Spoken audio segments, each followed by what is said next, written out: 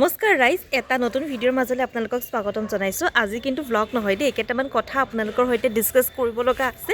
আশা কৰিছোঁ আপোনালোকক এই কথাকেইটাই সহায় কৰিব। আৰু এতিয়া হৈ গ'ল মাঘ মাহ। মাঘ আহিল মানে বিয়াৰ ছিজন আহি গ'ল। মাঘ, ফাগুন, বহাগততো অসমীয়া মানুহৰ বিয়াই বিয়া। মই কেইটামান কথা শ্বেয়াৰ কৰিব বিচাৰিছোঁ, যিকেইটা মোৰ বিয়াৰ সময়ত মই খুবেই লক্ষ্য কৰিছিলোঁ, ধ্যান দিছিলোঁ। এংগেজমেণ্টৰ টাইমত মই কেইটামান ভুল কৰিছিলোঁ, যিকেইটা ভুল মই বিয়াৰ সময়ত নকৰিলোঁ। ভাবিছোঁ আপোনালোকৰ লগতো শ্বেয়াৰ কৰোঁ। আশা কৰিছোঁ আপোনালোকৰ এই কথাকেইটাই সুবিধা হ'ব। যদি আপোনাৰ পৰিয়ালত কাৰোবাৰ বিয়া বা আপোনাৰ চিনাকি আপোনাৰ বন্ধু বান্ধৱ কাৰোবাৰ বিয়া, প্লিজ এই ভিডিঅ'টো শ্বেয়াৰ কৰি দিব, কাৰণ তেওঁলোকৰ বহুত কামত আহিব এই কথাকেইটাই। প্ৰথম কথা, যিটো ভুল মই এংগেজমেণ্টত কৰিছিলোঁ আৰু বিয়াত নকৰিলোঁ, সেই ভুলটো হৈছে মোক মানে লগৰবোৰে ক'লে, তোৰ যিহেতু এংগেজমেণ্ট, তই এটা ফেচিয়েল কৰাই ল। আৰু মই এই বয়সলৈকে ফেচিয়েল কৰিয়ে পোৱা নাছিলোঁ। তাৰপিছত আৰু চবৰে কথা শুনি মই গ'লোঁ ফেচিয়েল কৰাবলৈ। মানে গুৱাহাটীৰ পৰা মই সৰুপথাৰ ঘৰলৈ যাম, তাৰ আগত মই ফেচিয়েল কৰাই লৈছোঁ। আৰু সেইবছৰ আছিলে লোকসভা ইলেকশ্যন, আমাৰ ছুটি খুবেই কম আছিলে, জানেই মিডিয়াত কৰোঁ। চ' সেই ইলেকশ্যন সময়ত আৰু আমাৰ ছুটি টুটি ইমান নাথাকে। 4 দিনমানৰ আগত আৰু মোৰ ছুটি ষ্টাৰ্ট হ'ব, মই গ'লোঁ পাৰ্লাৰলৈ, কৰালোঁ ফেচিয়েল। তাৰপিছত মোৰ কি হ'ল জানেনে, মুখততো এনেকুৱা চপৰা ৰঙা উঠি গৈছে নহয়। প্ৰথমবাৰ ফেচিয়েল কৰাইছোঁ, নাজানো কি মোৰ শ্বুট কৰে কি নকৰে, বহুত ভয় খালোঁ। তাৰপিছত আৰু লাকিলি যিদিনাখন মোৰ এংগেজমেণ্ট আছিলে সেইদিনাখনলৈকে বাৰু সেয়া গুচি গ'ল। আৰু বিয়াৰ সময়ত মই ফেচিয়েলেই নকৰোঁ, নালাগে ফেচিয়েল, মেকআপ আৰ্টিষ্টে ঠিক কৰাব। এই ৰঙা চপৰা দাগ মোক এক্সট্ৰা টেনশ্যন নালাগে, অলৰেডি বিয়াৰ নামত বহুত টেনশ্যন। সেইটো গ'ল। ছেকেণ্ড এটা মই ভুল কৰিলোঁ, সেয়া হৈছে মই মানে ব্লাউজ চিলাব দিছিলোঁ, ইয়াতে গুৱাহাটীতেই দিছিলোঁ। তাৰপিছতে মই ঘৰলৈ গুচি গ'লোঁ, চিলাই হোৱা নাছিলে মানুহজনৰ, কিবা চাম আদাৰ ৰিজন, মই নাজানো, ৰিজনটো পাহৰিলোঁ। তাৰপিছত যিদিনাখন এংগেজমেণ্ট আৰু দৰা ঘৰৰ পৰা দিয়া কাপোৰযোৰ মোক পিন্ধাব, ব্লাউজটো মোৰ ফিট নহয়। তাৰপিছত আৰু এইবিলাক দিন মানে বহুত স্পেচিয়েল ন, জীৱনত আৰু এবাৰেই আহে, আৰু সেইদিনাখনেই যদি এনেকুৱা কিবা গণ্ডগোল হয় বহুত দুখ লাগে। আৰু ফিটিং নহয়, কিবাকৈ পিং চিং মাৰি মানে সেইটো ফিটিং কৰিলোঁ। তো বিয়াৰ সময়ত মই সেই কথাটোৰ খুব ধ্যান দিছিলোঁ। আৰু যিসকল ব্ৰাইডে হ'বলগীয়া ব্ৰাইডে চাই আছে, বা আপোনালোকে প্লিজ এই বস্তুটো খেয়াল ৰাখিব যাতে ফিটিং হয়, কাৰণ সেই আউটফিটটো আপোনাৰ জীৱনৰ কাৰণে এবাৰেই বিয়া, এবাৰেই এংগেজমেণ্ট, আৰু তাতে বেয়া হ'লে বেয়া লাগে ন। তো আপোনালোকে ফিটটো এবাৰ চাই ল'ব, বা আপোনালোকে কাৰ ওচৰত দিয়ে ব্লাউজ চিলোৱা, ধৰক দৰা ঘৰৰ পৰা দিয়া বস্তুখিনি দৰা ঘৰৰ ফালেই চাগে চিলাব। গতিকে তেওঁলোকৰ দৰাৰটো মাহী পেহী বা মাকক আপোনালোকে ক'ব, আৰু আপোনালোকে বিশ্বাসী কোন ট্ৰেডাৰ আছে মানে তেওঁলোকৰ ওচৰত চিলাব, যাতে যিয়ে আপোনাৰ জোখটো ফিটিং মতে চিলায়। কাৰণ বিয়াৰ দিনাখন আৰু সেইটো ঠিক কৰিবলৈ কোনো অপশ্যনছ নাথাকে। তাৰপিছত আৰু কি ভুল কৰিছিলোঁ মই মনত পেলাই কৈ আছোঁ। মোৰ বিয়াখনত যিটো বস্তুৱে আটাইতকৈ বেছি জ্বলালে, সেই বস্তুটো হৈছে ফটোগ্ৰাফাৰ। আৰু এইটো কথা মই একেবাৰে লাষ্টত ক'ম। এতিয়াও মেকআপৰ কথা লৈ, এইটো মোৰ গণ্ডগোল হোৱা নাই বাৰু, মোৰ ফ্ৰেণ্ড এজনীহে হৈছে। আপোনালোকৰ যিসকলৰ বিয়া আহি আছে, আপোনালোকে যাৰ হতুৱা মেকআপ কৰাম বুলি ভাবিছে, এতিয়া যিহেতু ৱেডিং ছিজন ষ্টাৰ্ট হৈছে বা বিভিন্ন পাৰ্টিজবিলাক ষ্টাৰ্ট হৈছে, এইটো সময়খিনিতো হয়েই, আৰু ফেষ্টিভেল কিবা কিবি, প্লিজ আপোনালোকে তেওঁলোকৰ পৰা এটা পাৰ্টি মেকআপ আগতে কৰাই ল'ব, যে চাব আপোনাৰ স্কিন টোন বা আপোনাৰ ফেচ কাটৰ লগত তেখেতৰ মেকআপটো শ্বুট কৰে নে নকৰে। তেওঁ বেলেগ কাৰোবাক ভাল মেকআপ কৰিছে, তাৰ মানে এইটো নহয় যে আপোনাকো তেওঁ ভাল মেকআপ কৰিব। মানে কেতিয়াবা আৰু গণ্ডগোল অলপ হয়।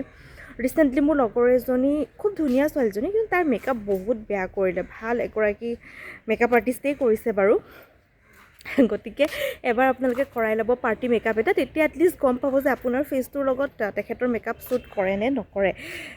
মই সেইটো কৰা নাছিলোঁ, কাৰণ মই যিহেতু মিডিয়াতেই কৰোঁ আৰু এংকাৰিং কৰোঁ। গতিকে মোৰ কলিগ এজনীয়ে গৈছিলে মেকআপ আৰ্টিষ্ট, আৰু তেওঁ যিহেতু মোক মেকআপ সদায় দিয়েই থাকে, গতিকে মোৰ ফেচটো ক'ত কেনেকৈ কি আছে জানে। মোৰ এটা চকু সৰু, সেইটো অলপ ওপৰলৈকে মেকআপ কৰিব লাগে, সেইখিনি বস্তু সি জানে। এটা ছাইড অকণমান শকত ফেচটোৰ, মানে এপিনে সোমোৱা, সেই বস্তুখিনি সি জানে, সি ধুনীয়াকৈ মিলাই দিছে।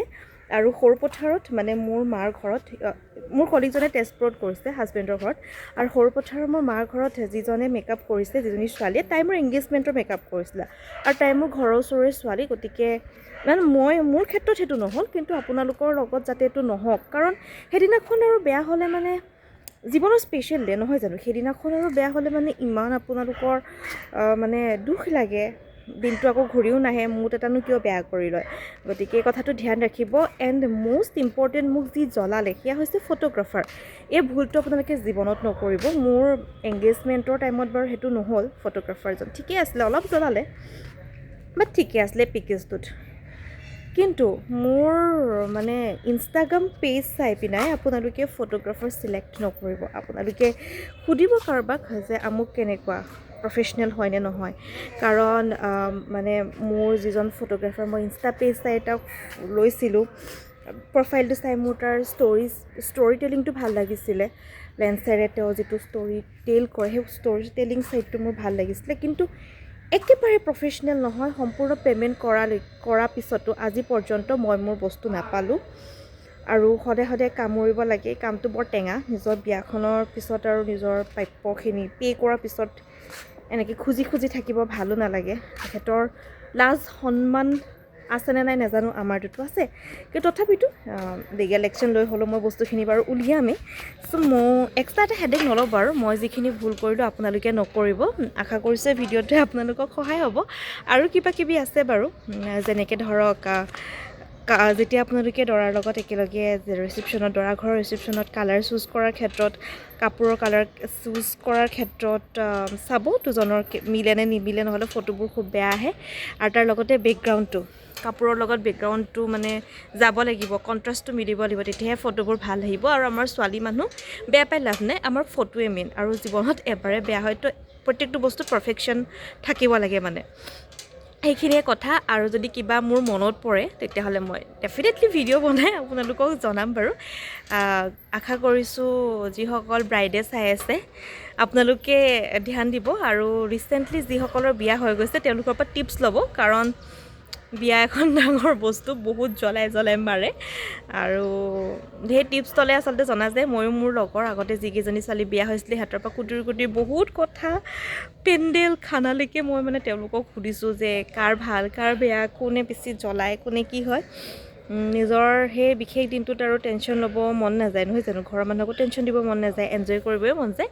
আপোনালোক আটাইলৈ শুভেচ্ছা জ্ঞাপন কৰিছোঁ। যদি ভাবে যে ভিডিঅ'টো ইনফৰ্মেটিভ হয় দেন প্লিজ শ্বেয়াৰ কৰিব।